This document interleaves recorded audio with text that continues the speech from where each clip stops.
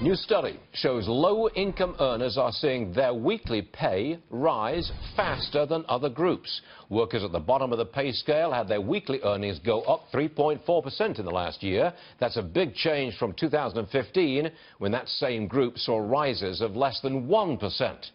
Andy Puzder's with us, former CKE restaurant CEO. Are minimum wage increases behind these numbers? I think they're probably part of it. There's really two things going on. One is the labor market is tightening, and I can tell you, even in states like Tennessee and Texas, where the minimum wage has not gone up, we're seeing wages go up because people are competing for employees. Then we have states that have raised it, like Michigan went to $8.90 an hour, and you would obviously see an increase in wages for minimum wage employees with an increase like that. And that's probably low enough that it doesn't really kill jobs. You can probably compensate for that increase with price increases, which isn't bad. We could use a little inflation, but I think it's just part of it. But is it something also to do with fewer people, illegals, crossing our southern border? Therefore, the supply of low-income, low-skilled labor is down.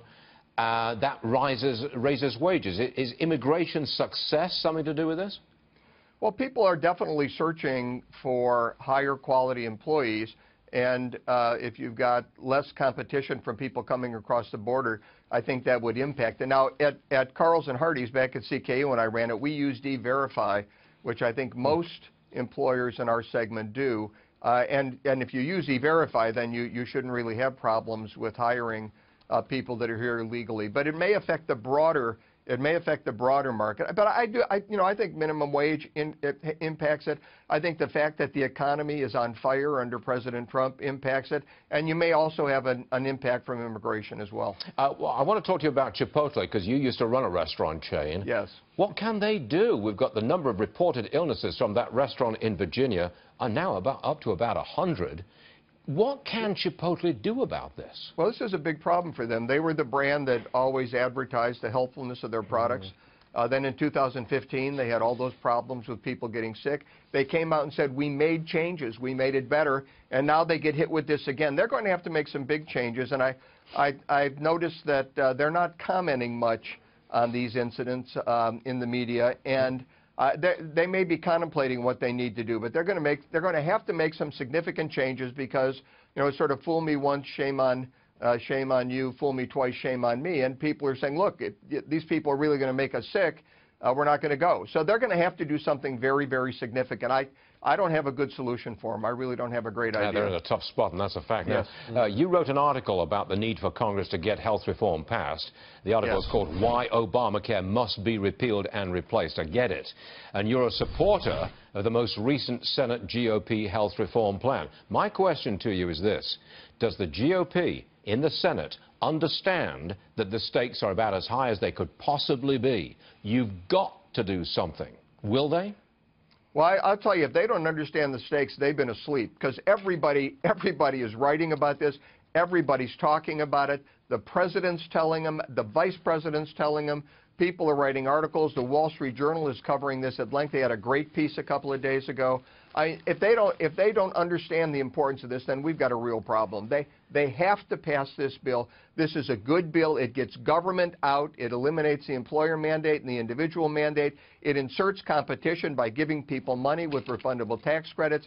Thank you, Ted Cruz. Insurers can now sell these people policies that they actually want to buy, not the standardized government policies. And with health savings accounts, they can cover their other medical expenses that aren't covered by insurance with tax-free dollars. This is a good bill. This is a bill that could and would work. It's time to get it to the president's desk. I don't get it when some Republicans say it's a bad bill. Maybe it's a bad bill because they don't get absolutely everything they want. But I think that something, and in this case, I think you get quite a lot, I think that's much better, infinitely better, than absolutely nothing. You with me?